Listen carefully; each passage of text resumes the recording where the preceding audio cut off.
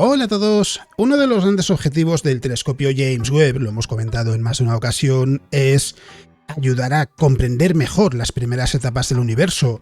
Y en estas últimas semanas han salido muchos trabajos relacionados con observaciones y datos recogidos por el telescopio James Webb, especialmente en lo relativo a agujeros negros en la infancia del universo, porque está ese gran reto de intentar explicar cómo pudieron crecer lo suficiente para convertirse en agujeros negros supermasivos cuando el universo ni siquiera tenía 1000 millones de años.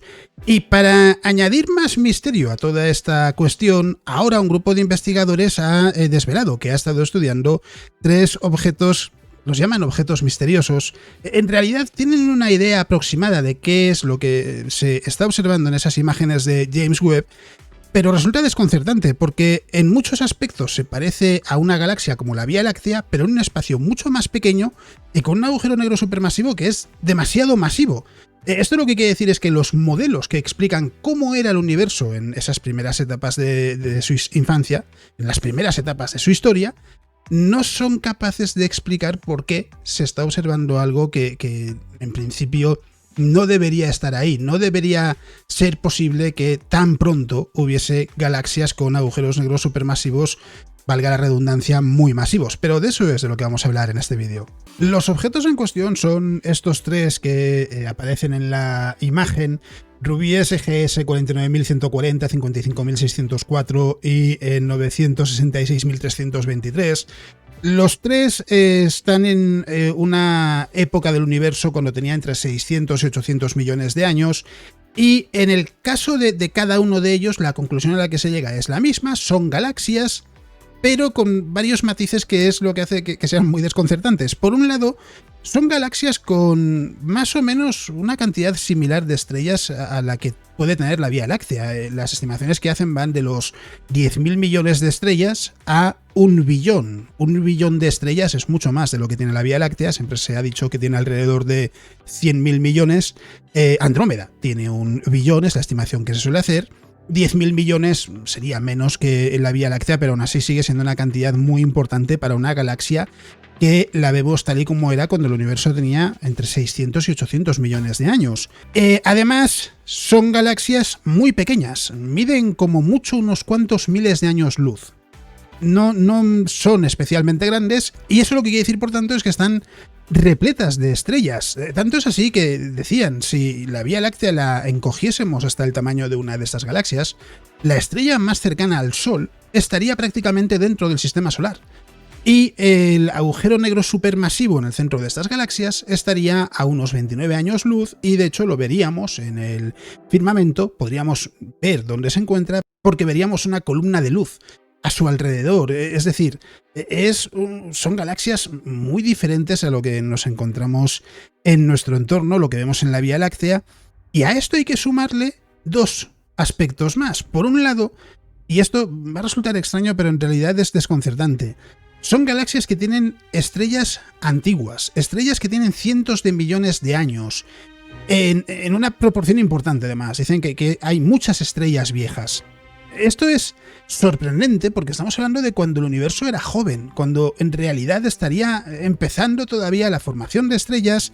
Y sí, evidentemente habrá estrellas que hayan existido durante cientos de millones de años, pero es que por lo que cuentan son muchas. Hay una cantidad muy importante de estrellas muy antiguas. ¿Eso qué quiere decir?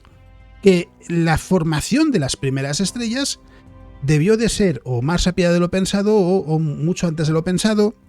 Es verdad que ha habido estimaciones que plantean incluso que puede que las primeras estrellas naciesen apenas 100 millones de años después del Big Bang, pero claro, una cosa es suponer algo y otra cosa es observarlo y ver si realmente es así. Y el agujero negro supermasivo de estos objetos, de cada uno de ellos, es un agujero negro supermasivo considerable, muy masivo. En algunos casos se plantea que puede que sea hasta miles de veces más masivo que Sagitario A estrella, el agujero negro supermasivo en el centro de la Vía Láctea, que tiene alrededor de 4 millones de veces, un poquito más, 4,3 millones de veces la masa del Sol.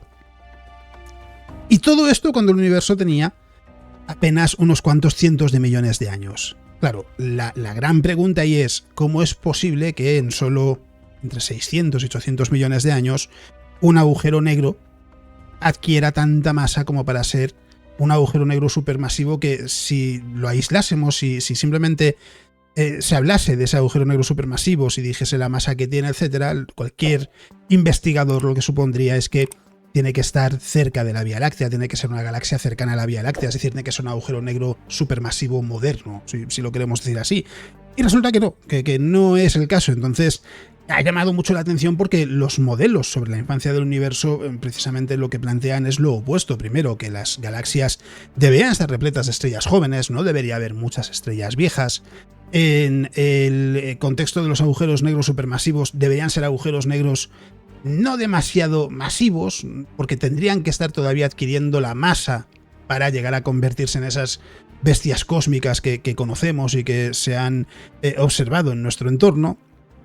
Y sin embargo, lo que se está viendo es lo contrario, es que parecen ser galaxias que, más allá de ser pequeñas y de estar en una época del universo cuando tenía apenas el 5% de su edad actual, son en muchos sentidos galaxias comparables a lo que se puede observar en nuestro entorno.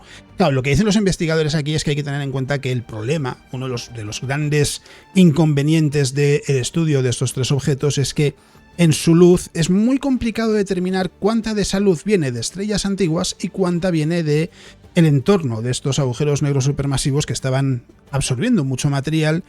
Y por tanto, saber qué parte de esa luz corresponde a una cosa y a otra hace que bueno, haya espacio para dar muchos tipos de explicaciones y posibilidades muy diferentes. Lo que dicen es posible que en realidad sean galaxias que no tengan una cantidad tan grande de estrellas antiguas, pero sí tengan un agujero negro muy masivo, que sería difícil explicar por qué. Y además es que, estudiando el espectro de luz de estas galaxias, lo que dicen es que esos agujeros negros supermasivos serían también curiosos en cuanto a que la radiación procedente de su entorno, de ese material que está siendo absorbido, no encaja con lo que se ve en agujeros negros supermasivos más cercanos a la Vía Láctea, donde no hay, por ejemplo, una gran cantidad de radiación ultravioleta como sí sucede en estos casos.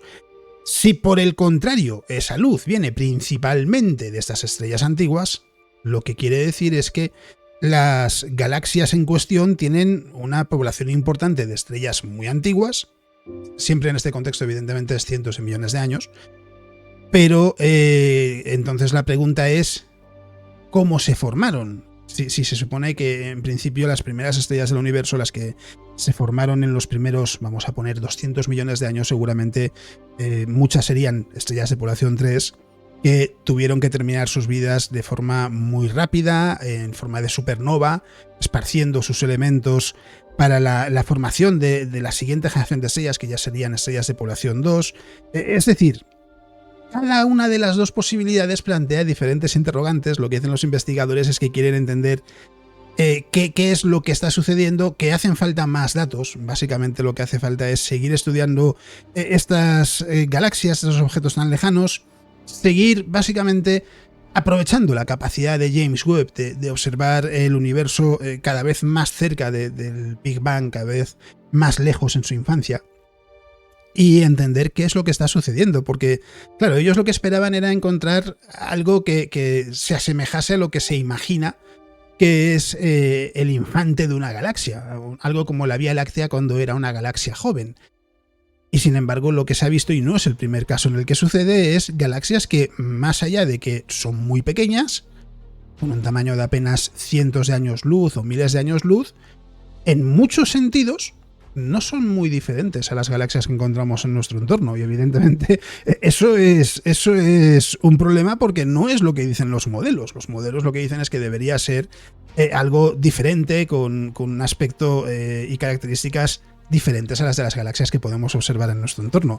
Así que habrá que ver qué es lo que se sigue publicando en los próximos meses, en los próximos años. Se va a hablar mucho de esto.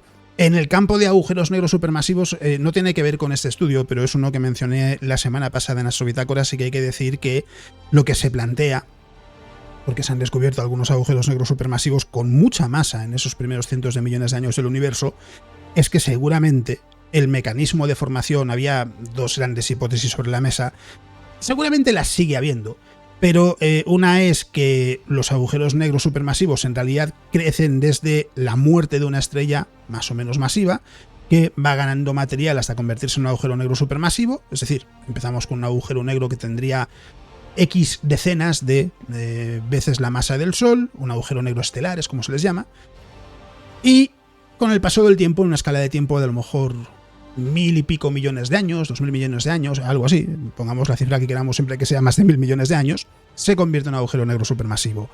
La otra posibilidad que se ha planteado, y parece que seguramente la respuesta está en esta dirección, es que es posible que en la infancia del universo, en esas regiones de formación de estrellas, hubiese grandes regiones de esa nube molecular, de esa nube de gas y polvo, que colapsase y en vez de formar una estrella, formase un agujero negro, porque simplemente la región que colapsaba era tan sumamente masiva que no se pasaba por la fase de estrella, directamente se formaba un agujero negro. Lo interesante de este planteamiento es que el punto de partida de la masa de un agujero negro formado por el colapso de una región, de una nube de material que pueda formar estrellas, es mucho más grande. Un agujero negro de esas características puede empezar directamente en masas de 100.000 veces la masa del Sol. Así que, bueno, es un ejemplo de cómo sí que también es verdad que aparecen muchos misterios, pero se están encontrando algunas respuestas o por lo menos pistas respecto a cuáles pueden ser las respuestas. Así que eso es lo que os quería contar en este vídeo. No es un vídeo especialmente largo, entre otras cosas porque esta semana he estado con COVID y estoy machacado. Hoy tengo mejor aspecto, es domingo, de hecho hoy lo estoy grabando el mismo día en el que lo publico porque no podía haberlo hecho antes, no estaba en condiciones. Y nada, no quiero robaros mucho más tiempo, así que aprovecho para decir como siempre que ya habréis visto que he colocado los recordatorios habituales a lo largo del vídeo y que, como me gusta decir siempre si estáis viendo el vídeo en fin de semana, espero que disfrutéis de lo que quede de fin de semana. Si no es así, espero que quede poco para que podáis descansar y que si ya estáis de vacaciones, porque estamos en julio, que disfrutéis de las vacaciones. Así que muchas gracias por haber elegido el vídeo para pasar este ratito, espero que haya sido entretenido y eso es todo lo que os iba a contar en el vídeo de hoy. Nos vemos.